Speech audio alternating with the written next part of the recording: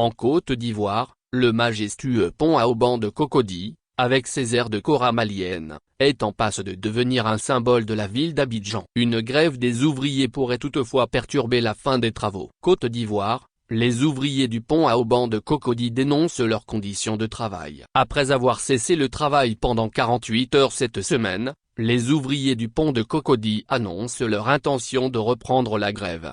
Ils réclament le versement d'une prime de fin de chantier. Un soudeur, casque jaune sur la tête, dénonce le recours aux contrats journaliers et la nature de ces contrats élaborés par 3 entreprises d'intérim.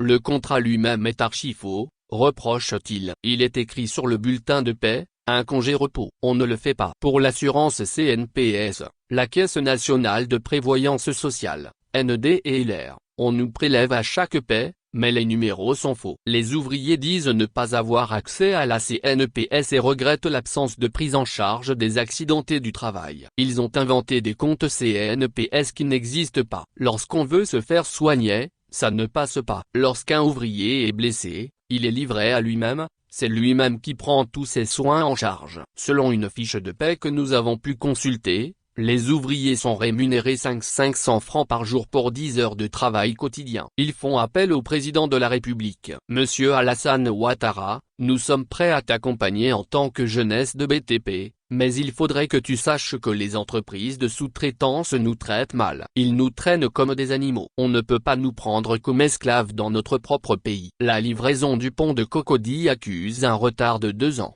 En raison notamment de la crise sanitaire. Il pourrait être ouvert à la circulation à la fin du mois de mai, 4 ans après le début des travaux. Source, RFI. Plus afficher les commentaires dernière minute 13h29.